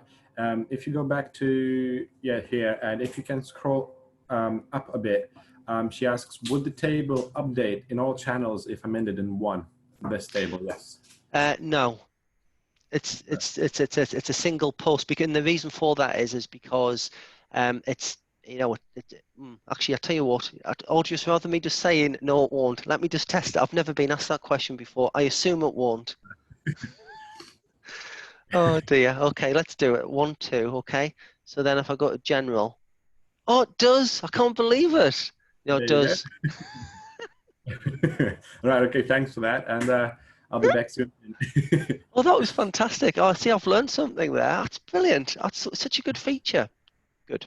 Okay. And so then on here, you can also got a button that takes you to Microsoft Stream. So Microsoft Stream's like a ring-fenced YouTube channel for people who have used YouTube before. You can take a stream video of your meetings within Teams. You can also shoot a 15-minute video using Stream, and then you can play it back and you can put it within your team. Really handy. You've also got this fantastic option here to praise people as well. Praise is a fantastic feature. You can send somebody a badge. So on here you can say Achiever. We've got Fran, say like this. Then we preview this. Then we can say send, and it'll send Fran a badge within this production channel, saying that she's an achiever. And then I have all these really other useful things as well. I've got a plugin for news, so I can bring news from different areas. So on here, for example, if I type in Durham and then do a search, then I can get all of Durham news, and I can post this, which is incredibly useful for sharing content quickly. I've also got this option here for places. So again, if I could type into here, Durham Cathedral, oh, it's going to have to be a set of my location. Suppose that's not going to work to start off with. Yeah, that's okay. Use this location. Okay, then I can bring this in, and then I can say post, and then what I've got there is I've got a map of Durham Cathedral. This is really handy if you're on that business setting and you want to send people instructions. You've invited a guest in, you want to give them directions and instructions on where your business is located, then this is fantastic. And then also we have these other options here. We have Microsoft Forms and Power BI and Weather. I'll just very quickly show you the Forms option. So in here you can do a poll very, very quickly. If I go at Forms, like so, then I can say, like this, what is your favorite color? Like this. Actually, I won't say that. I'll say favorite fruit. Like so. And then I can say banana. orange, okay, apple, and then post that in there. And then what that should do is it should then turn that into a form, so we can do a very quick poll within Microsoft Teams. So in here, bananas, oranges, and apples. Very, very handy.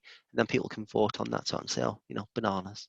And you can even change your vote as well. But this is a great way of actually doing things very, very quickly within Teams channels. You can also do this in chat as well.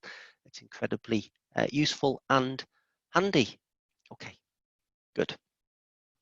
So what we're going to do next is we're going to come away from Teams and channels, and we're going to look at chat. But before I do that, Audrey, do you have any questions? Any more questions about Teams channels and Teams? Hi, Paul. Yes, I do. We've got another question from Paul to Paul. Paul is asking, in your expert opinion, is Teams a good platform for hosting online events and conferences, or should I be looking at alternative platforms? I think it's a fantastic place to hold online events and conferences. Again, I've got many good links for this. So what you would do is you would use live events. Live events is perfect for that. So if I come into here and do this, you can see I Google an awful lot. But I'm doing this just to show you that it's really easy to do this kind of stuff. And so Microsoft Live events, this is what they are. It's a way of what you have is you have a presenter. You have a if you have a presenter, you can have also have a producer, somebody who answers the questions, and this is a really good article for determining who should do what within an organization. This will create a meeting link, and what you can do is you can put that onto another platform if you want to send that out as as an event that people have got to sign up for. You can do it using this. So yeah, Audrey, I think it's absolutely fantastic for live events. We're gonna look at meetings and events just after chat in about 5 minutes. So. Okay. We've got another one from Sarah, but it's a bit of a technical, so you may not know the answer to this. She says, I record interviews via Teams and I share and I try to download it to a CRM system, but it doesn't seem to upload. So again, Sarah, it all depends on your CRM system and what it does and how it, what sort of type of files it accepts to be uploaded to your CRM system. So unfortunately, I don't think that we can answer this question to the fullest extent, because I think it's more down to your CRM system rather than Teams. And if you download the interviews, I think if it's with the video, it may be MP4 format, and if it's just the audio, it could be MP3. So it could be that your CRM system may not be accepting MP4 file formats, and hence you can't upload it. But I would raise this question with your CRM system, the help desk or the help support, and they would be able to help you out on this one. So unless Paul, this, but that would be my response. Yeah, I think you've answered that perfectly, Audrey. Yes. Right. Yeah. Yeah. It's sometimes there's slight incompatibilities between systems, unfortunately. Yeah. Okay, Paul. We can go ahead. No more questions at the moment. Marvelous. Okie dokie. And so I just want to show you chat now. So we've looked at channels and conversations. I just want to show you that chat works pretty much in the same way. It isn't all that much different. So in here, if I come in over here and I say, right, I'm going to have a chat, I click on the little pen with the pad, and on here I'm going to message Steve, who's the senior tool pusher. And on here I'm going to say, hi Steve, how are you doing? Also I might say, how are you today? I might send them a bit of emotional context as well, applause or something like that, like this. Send them some nice imagery, and then from here, what I can do is I could start having a video call with Steve straight away, or video call, or I could upload some content to him. I could do some screen sharing with him. I could share a document with them as well. And so what I'm going to do now is I'm going to click on this attach, and then I'm going to say upload from my computer again. I just want to show you how the behavior is slightly different when I'm doing this within a chat as it is compared to doing it on a team. So if I come over here now and I go and find my effective meetings 302, I'll just upload this like so. I think this is a smaller document. And then if I post that, then you can see this looks super similar to what we had in Teams. We've now got this effective meetings documentation that me and Steve can work on together. I've also got this files location as well, so we can see the documents that Steve and I have shared with each other. But the difference here is, rather than me uploading that document and it going to the associated SharePoint site, which is with the team, what we've got now is I'm uploading that document and it's going to my OneDrive, and then from my OneDrive it's being shared with Steve. Okay, so if I just demonstrate what's actually happening in the back end with that, if I click on Microsoft Office Home and I click on OneDrive over here, then I'll just show you this. So this document I've just uploaded is in Microsoft Teams chat files. So that's where they all go.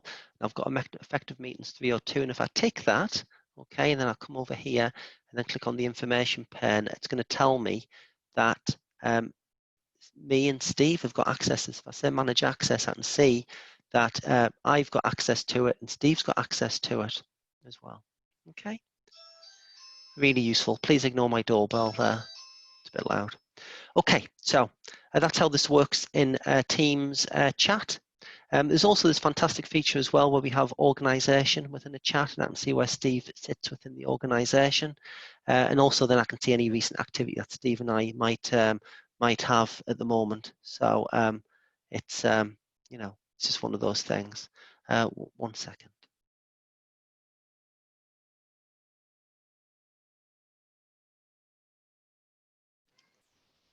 So yeah, sorry, that's just the postman at the door. All these things have working in 2020. So from here, I can see the activity, and it's a good way of actually seeing things. Now then, if I wanted to add more people to this chat, then I can certainly do so. So I can come over here, I can click on add people, and I can enter the name or tag a person in here. And can you go and get it, Emmy? Sorry about this. Got a very persistent postman. So on here, then I'm going to say, add somebody's name. And so I'm going to add Fran, for example, into here. Say add. Now I want to show you what behavior is happening here. I've got this meeting with Steve, this messaging with Steve that I was having a chat with Steve earlier on. But now that I've added Fran into the message, then now what we have is we have a new message that's being created. So Microsoft say any message between two people, it's private and it's got to stay private. Okay, but then if you start a group discussion, then what it does is it creates a whole new discussion for you. Now in this particular messaging, this group message between Fran and Steve, if I say hello both like this, and we start having a chat. And now if I add somebody else into this chat and I click on the people and I say add people to here, then I just want to show you what happens. And I'll get this other option now to add a name, email or tag. And so on here I can say, don't include the chat history, or include the chat history from the past number of days, or to include all the chat history. So on this one, I'm going to say add Helena, like here, and I'm going to say add, and then see what happens. It's, I've now included Helena into this group chat and I've shared all the chat history. So that's how that works. Okay, good. So that's just the subtle differences between a Microsoft team, a post, and a Teams chat. Okay, so Teams chats, you're going to use those for things which are, not as permanent, things which maybe, don't have that kind of like high degree of, of work importance. But anything that is important, please, please, please use a Microsoft team. Okay, good, right. So there's the differences. Now, before I move off chat, Audrey, do we have any questions about chat? Because I'm about to go into meetings now and to calendar. Yes. Right. We've got a question from Tony. He says, having just checked, we don't have the organization set up. How do I go about that? If you just contact somebody in your any admin in your environment, then that organization element, it should be there as a feature that you can turn on. Right. Okay. Yeah. No more questions at the moment, so we're good to go. Marvelous. Okie dokie. Good. So what we're going to do now is we're going to come into calendar, and I'm just going to show you how some of the meetings actually function and operate. So within here, I've got these buttons along the top. I've got a Meet Now button, which if I was to click, what it would do is it would give us a meeting now, and then I could say Join Now, and we would be straight into a meeting. Now, if I was to do that, actually, I'm going to do that. Hopefully, I'm not going to lose you.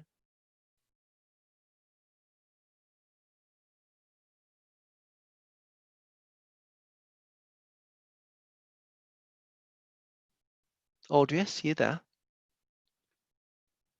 Yes, I am. Yep. Okay, could you hear me when I did the meeting demonstration or not? Could you not hear me then? I think You hear the sound, or hear me talking. I'm not really sure. I think I was, but Okay, let's just try it again. So what I'm going to do is I'm going to press Meet Now, and then I'm going to say, actually, if I say don't use this device, it might actually work better. If I say use PC mic and speakers. Okay, Audrius, can you hear me? I can do. Oh, Yep. mega. Okay, so this is what it looks like from a this is what it looks like from a meeting point of view when you're in a meeting in Teams. So you have this bar along the bottom. It tells you how long the meeting's been going on for. You have the ability to turn the camera on or off. You can mute. Okay. You can share your screen. If you do a screen share, you can share your desktop, or you can share Windows, which is just sharing the application. So that's it's pretty useful if you want to maintain confidentiality. You can just share the application that you want people to see. And then also you have this whiteboard as well. So if I was to click into the whiteboard, what you can do is you can all start working on a whiteboard together. And this whiteboard app is absolutely fantastic. I don't know whether any of you have used it, but it works brilliantly well. It's a great tool for collaboration. You can save your whiteboards. You can share them out. You can do all sorts of absolutely fantastic things. This is going to work. I think it always says that. There we go. And so on here, I can come into here and I can say, yeah, I want to use an active pen. I want to use ink to shape. Here you can draw. I'm on a touch screen device here. So if I go and get the pen, I can write on the screen, Paul, like this, do different colors. I can highlight things. It is absolutely fantastic. Really good for doing things I would have done in the past, which would have been workflow mapping in terms of using post-it notes and getting down the different steps, or we can do all this using Microsoft Whiteboard. It is an absolutely fantastic tool. So hopefully you've got access to that, and if you have, please use it. It's a whole lot of fun. You can also do different backdrops to it as well. You can clear the canvas and it's a format background. Just do this. I want to show you what you can do. So yeah, you can have dots and squares and graphs and hybrids. It's a really good collaboration tool. Okay, good. So what I'm going to do now is I'm going to come out of this meeting. I'm going to come out like that. Okay. I can also, from here, from the calendar view, I can set up a new meeting, and I can do it by using the new meeting button. And if I give that a click, I can give this a title, and I'm going to say this is going to be a scheduled Teams meeting, like so, and I can put required attendees in as well. So we'll pop Fran in there again, just as an example. And I'll put this in for 2 p.m. today for half an hour. I'm going to say it doesn't repeat, but I've got the option to repeat. I can meet in a Teams channel if I want to. However, I don't want to. What I want to do is I want to make this a private meeting. So this is only going to be a meeting for me and Fran.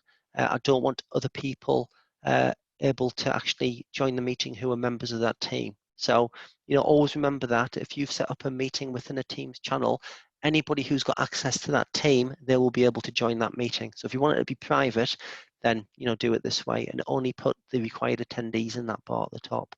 So I'm putting Fran into there. And then also what you could do is you could put an external email address and see if it'll let me do this, paul.thomas.graham@outlook.com, like so. Okay, yeah, good. And then, that's fine. It's ready to go. You can give it a location as well. You can put some details in about the meeting, and then you can say send. And there we go. Now we've scheduled a meeting. Now you've also got the option to do this within Outlook. You don't have to just do this within Teams.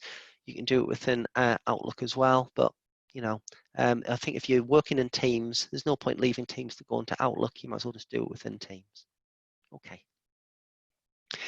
So When I'm in this session here, now I've actually created the schedule meeting. You can see I've now got a bunch of resources which make it really, really useful for me. I've got a joining Microsoft Teams link down here within the body of the meeting. I've also got some files as well for chat. So what we can do is before the meeting, we can have a pre-chat before the meeting down here, and I can say, please review these documents, like so. And then I can add some documents to this. So I can go to here, I'm going to say again, upload from my computer. Let's just go and get that effective meetings 302 and upload that. Okay, yeah, I'll say replace. And then I'm going to post that, and there we are. Now you see we have that document and that chat before the meeting, so it's ready for people to participate once they join the meeting. So they might have read the document and then they have a bunch of questions, before the meeting. So we're not wasting any meeting time, which is a really lovely thing.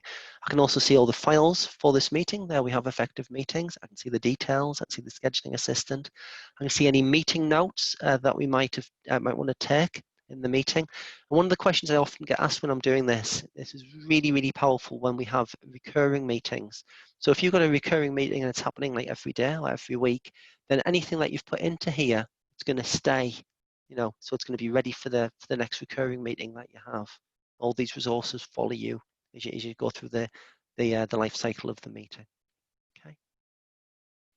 And then again, we have whiteboard again. Okie dokie, very good. Now what I'm going to do now is I just want to show you some of the really nice things that we can do within Teams meetings in terms of some of the fun stuff. So if I just go into Meet Now again on here, and now I'm going to say Join Now again. So what I'm going to do is I'm going to leave that muted. And so when I'm in here, I've got this option for more actions, and in here I can show my device settings. So if you've got a problem with Teams and you want to troubleshoot it, what you can do is you can just check that it's using the correct, audio and video device. So you can see here it's using, PC mic and speakers, but I can drop that down and I could select a headset, or I could select anything that actually I have to hand. Also, if you're using a mobile phone, you could put the Teams client on your mobile phone, and you could use it in companion mode. So you could use your computer to watch the presentation, but then you could use the audio from your phone and be involved in the meeting that way as well. So it's a really useful thing. Also within here, if I click on the three little dots again, I can say show meeting notes, just as we looked at before. I can look at those meeting notes. I can also say show meeting details. So on here it says meeting with Paul Graham. It gives a start time. It gives you on this one I've got a higher plan. I think on this one I've got an E3 plan, but with the dialing and functionality enabled. So that means is people can then dial into this. They don't have to join just using Teams. They can also join via a number. I can copy that joining info, and then I can email that to attendees as well if I would wish to. And then I've also got, I can go full screen. I can do show background effects. This is a new feature for Teams within here. I can blur my background. I can add different pictures as well. I can go and get pictures of fish fingers and things and add them in. I can say apply. And then what that'll do, that'll then bring that in as my background picture. So that can be a lot of fun. You can do this. I've seen organisations do it whereby they try and have a theme night or a theme meeting where people come dressed up as something, and then they have a background which incorporates that. So it's a lovely thing to do. We've also got this quite a new feature here within Microsoft Teams as well, where we have a raised hand. So if anybody wants to kind of get your attention, then the raised hand will then alert the presenter, which is a really useful thing. We also have live captions. So if I was to turn on live captions, let's see if it will work for me. Turning on live, yeah. Okay, it will. So if I start talking, then the live captions will, what they'll do is they'll come on screen. If you're doing this as a live event, what you can do is you can have somebody's talking in one language, and then what the captions will do is they will translate into other languages as that person talks. Again, it's massively useful. I've also got the option for a keypad. So if I've dialed somebody in and I need to go through a switchboard, then I can put the switchboard code into there, and I can record a meeting as well. Just be aware that if you do record any meetings, please let all the attendees know that the meeting's been recorded. So if I press that there, this purple bar goes along the top saying you're recording. Please let everybody know that they've been recording and they're kind of adhering to a privacy policy. it's very important that we do that. And then you have the option to end the meeting or turn off incoming video. Now, if you're on a connection and it has limited bandwidth, then what you might want to do is you might want to turn off that incoming video, because it might be kind of like, limiting your bandwidth. So it's a good option just to bear in mind. And very finally, just these options here. So you can show the conversation that's going on within the team chat relating to the meeting. And also on here, you can see the participants. And on here, you have the option of bringing somebody into the meeting, or you can mute somebody if they've got a lot of background noise as well. But you can only do that if you're the meeting owner. That's important to know. Okay, so there we go. Meetings. Ever so good. Okay, so Audrius, do we have any questions? Yes, Paul. We do quite a few. So we've got a question from Sarah. She asks, if you create a meeting in your Teams calendar, does it sync to your Outlook? Yes, it does. Yes. It's one and the same thing. It's just the same view we have in Outlook as what we have in Teams. It's exactly the same calendar. We've got a question from John. When you are presenting, can you see the chat and Q&A at the same time? I found that I can't. With the free version, John, I don't think you can. You've got the Q&A feature. We have what it's called. I think it's like an enterprise plan or something along those lines, which is obviously a paid option. And I can see everything. I can see participants. I can see Q&A box. I can see poll box. I can see chat. I wonder if John means in Teams though. Does he? I'm just wondering. Oh yeah. Yeah, sorry about that. I just went into the Zoom. I know. It's so easy though, isn't it? Just to think of whatever we're using. And so yes, John, that is one of the concerns, that when you're presenting and you're sharing full screen, it's very, very hard to see what other people are doing. That it's on the roadmap to give us more visibility. I've been caught out like that. So what I often do is when I'm doing this, I'll have a colleague with me who's actually on the chat element, and just like Audrius is. I've got to say thank you, Audrius, doing this magnificently well today. Thank you. Fine. And so yeah, I'll have a colleague, and then that person will just alert me to any queries that come up. Right. Okay. And do you need any paid versions or plans to see the Q&A box, like John wants to see, but he can't? Okay. So in Teams live events, so a live event is somewhat different. So if I came into here on this team and I drop this down, then what I can do is I can create a live event like this. So live events work in a slightly different way. So if I say live event demo like this, I can set a location up, and I can say, yeah, next. And then on here, I can say whether it's going to be, just for certain people or organization groups, or whether it's going to be public. And then on here as well, I can tick whether I want questions and answering. Okay, so then I can use this feature if I wish to. Live events is significantly different to Teams meetings. That really, it needs a bit of a session by itself just to go through it. But it works, John, pretty much the same as how Audrius is doing it today. That you have a presenter, you can bring different views from different computers, and you can disable. I'm gonna have this one on screen at this time, and you can switch them. It's really, really useful. Okay, yeah, excellent. And then we have a question from Kaiko. When I invite for meetings in Teams, it reverts to Yahoo Mail. How can I change this to Outlook? All right. Say that. What was that again? So I think, right. So the question is, when I invite for meetings, when I invite people for meetings in Teams, it reverts to Yahoo Mail. How can I change this to Outlook? Right. I'm not really sure. I think this is to the calendar. I think that's what he meant. Yahoo Calendar or Outlook Calendar. Kaiko, if you can be a little bit more specific with your question, we can get back to that. I can certainly I can look into that, certainly. So yeah. Yes. And now at the moment, let me check the. Okay, John. John is asking, can I ask again my early question? How can attendees hear my embedded part? Yeah, John. Get back to. Okay, I know it's 12 o'clock, but Audrius, can I just do 1 minute and just answer John's question? Is that okay? Yeah. Yep. Okay, lovely. You don't necessarily need to end at 12 o'clock. Okay. You can stay a little bit longer if you can. Oh yeah, I can stay as long as people want until you get bored of me. Well, okay. That's very generous. So on here, if I click on Meet Now, then I just want to show you these options. So if I say, and actually it might be a bit difficult for me. So if let's see if it'll work. So on this one here, if I say share, there, I've got this option to include system All right. audio. You must tick that. Right. Okay. Okay. But also you got option, John, as well. So say I start sharing my screen one. This is going to be a bit weird because I'm sharing within Teams in Zoom. Then on here, there's also an option at the top of the share. Where is it? To do it as well. So you can tick it when you've got the screen share up. It's probably not going to display because I'm also in Zoom. But there's a drop down at the top of the screen. Oh, here we are. There. You see it here? Include system audio. If I click that, then you can include system audio as well. Hopefully that answers the question, John.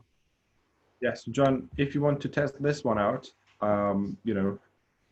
hopefully it would work. Hopefully. Yeah. But I think it would. I think it would. And all right. Okay. So that's answered. Okay. Yeah. John says okay. Yeah. So I think he got it. What he needs to do. Good. Okay. Because it is from the invite icon. I've got something else to show you that's really cool. It'll only take 2 minutes if that's all right. Yeah, that's fine. That's fine. Okay. So on here, I'm just going to show you. It's got this fantastic translation feature built into it. It's a lot like the Babel fish from Hitchhiker's Guide to the Galaxy. So in here, if I go and get my favorite quote, which is Roald Dahl. There we are, Roald Dahl. The twits. Actually, I'll do this in Google because Bing isn't very good. I know I shouldn't say that. I'm waiting for a Microsoft partner. But it's not as good as Google, obvious. It isn't. So if I go onto here and it's Roald Dahl, the twits, I just want to show you this fantastic feature that it has of doing translation. So if I go and get this and I say the twits by Roald Dahl, yeah, I'll go and get that. And I take this into Teams, like so. And just into the chat here, if I say, Fran, and I post this into our chat, then what Teams has built into it has something really fantastic called Immersive Reader. If I click on Immersive Reader, then what I can do is, if you've got a big passage of text, you can get this read to you. So if I say, yeah, got all that. So I can click onto here and I can say, right, I want this to be read to me in a male or female voice, and I can adjust the speed on this as well. Okay, so that's fantastic. But also what I can do is I can change the text preferences. So I can say I want it in Comic Sans. I want it to be a yellow background because I might find that easier to read. I can also change the text size as well, really, really handy. But then I've got this option to pick out all the nouns, or I can pick out all the adjectives, or I can pick out all the adverbs. It's lovely, isn't it? And then there's this brilliant feature where you can actually translate it. So if I go into here and I pick Simplify Chinese, there we are, like this, and then I flick the document over, then not only does it translate it into Simplified Chinese, but then I can have it read to me in a male or female Chinese voice. Oh, wow. Yeah, and this goes both ways as well. So if I go back onto my web browser here and I copy that and I go to here and I go Chinese to English like this, okay? If I pop, actually should have gone the other way around, English to Chinese. Just want to show you that you can put another language in, everybody can converse in their own language on their preferred language. So if I paste this into here and then get the simplified Chinese version of that, and then take this into Teams, like so, like this, okay, yeah. Then if I hover over this and then click on the 3 little dots and then say, oh, so it's not available on the test tenant. Let me show you this in the other tenant. Oh, it is enabled. If I come over to here, it's very, very quickly. Let me just do this. If I say, let's pick somebody. I think Craig's okay. He's always asking me to do podcasts, but I'm sure that's fine. And so if I come over here and I click on the 3 little dots, then I can say translate. Watch what happens. Look at that. Isn't that brilliant? And it'll say, man with a good idea is never ugly. You can have a quirky nose and a curved mouth, double chin, and outstretched teeth. But if you have good thoughts, and so yeah, so it will do the translation. It's absolutely brilliant. And, hopefully, by the end of this session, I have persuaded you that, Teams are so much more than just a video conferencing tool, that you can do so much with it. And it does really bring people together. It does take down those boundaries. And people can converse from all over the place. It doesn't have to be people in your business, but it can be people in other businesses, in other parts of the world who have different ideas. And I love that, Audrius. I really, really do. Right, no, that's great. That's great. Right, and let me check if we've got any more questions. Yeah, we do have a question from Lucy. I have a paid full plan for Office 365 and Outlook, but I don't have the screen background options, and I can only see one person at a time on a meeting. Would you know the reason behind that? Do I need to check my settings? I also do. Yes, I do know the reason for it. It's because it sounds to me like you're on an older version of the client. And so I wonder if Lucy's an admin or not, but if I show you on mine on the test tenant, yeah, just to give you an idea of what's going on with this. And if we come into admin, then within here, there's a setting just to change what tenant you're using, whether you're on which release you're on. Now, again, Audrey, so I'm gonna have to Google this. Microsoft 365. It's release tenant, tenant, something like that. Let's just find it. There we are.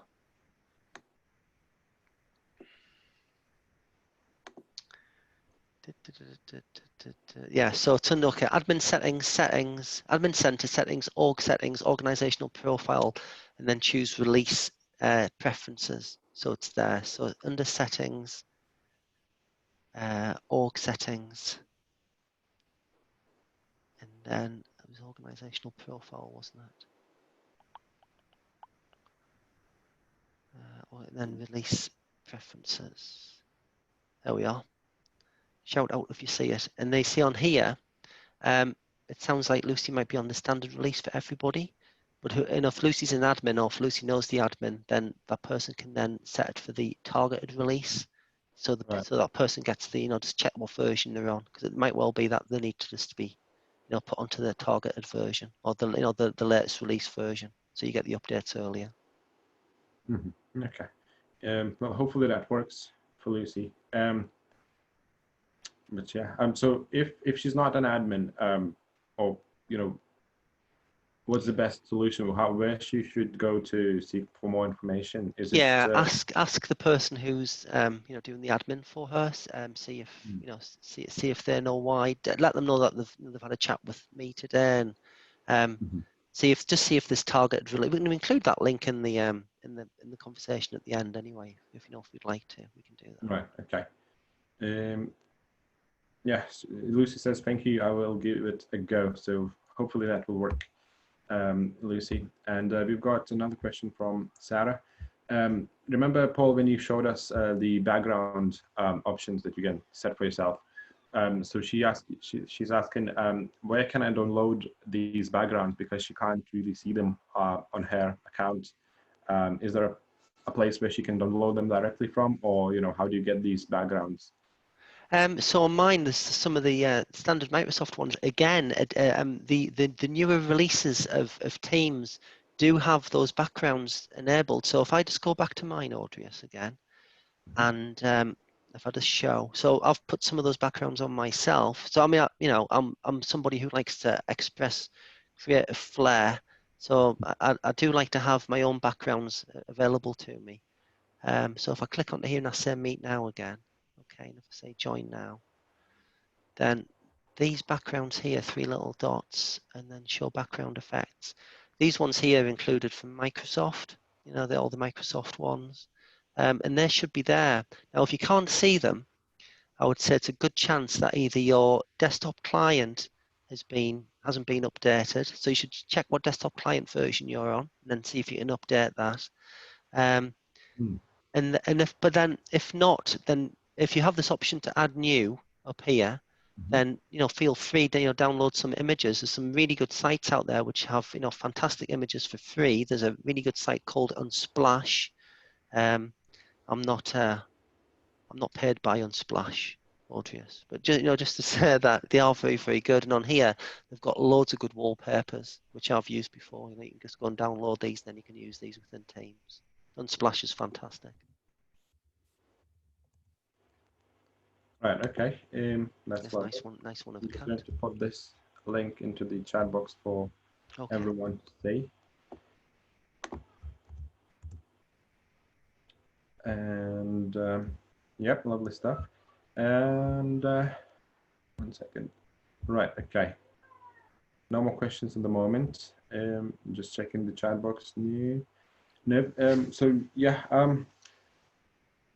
I think we can give it a couple of minutes for people to ask Okay. questions.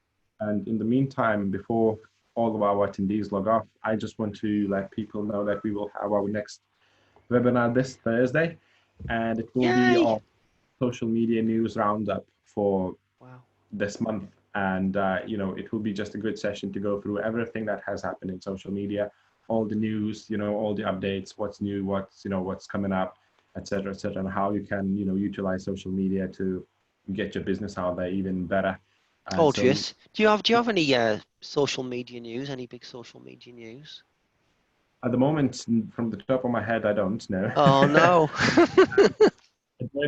The webinar this Thursday because we've got our two really lovely people and experts in this field, which is Pascal Fintoni and his colleague,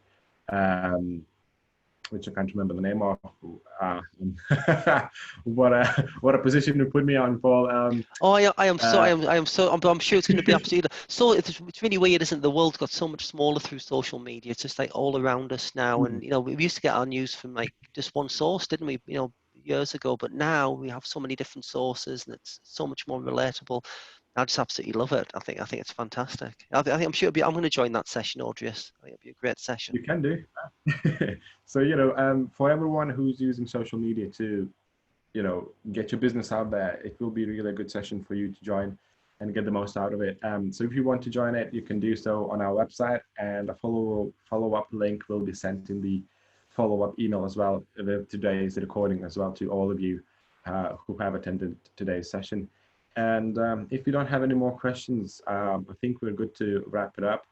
And right, just give me a second. And also, I'll ask you, Paul, to send me a link on Alice's question, which was, how with a little bit more instructions on how to have these two.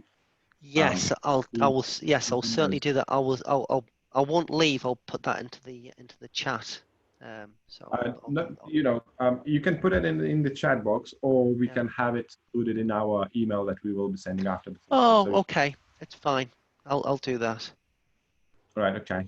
Okay. Yeah, we got a few thanks from Sarah, from Tony. Thank you guys for joining us today.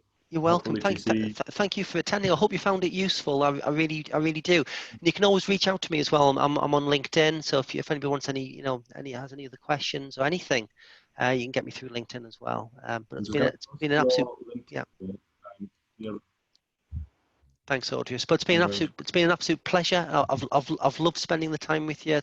Thank you again, Audrius. Thank you, Rory. Thank you, Leanne. For doing the setup today. It's been absolutely fantastic. Thank you very, very much.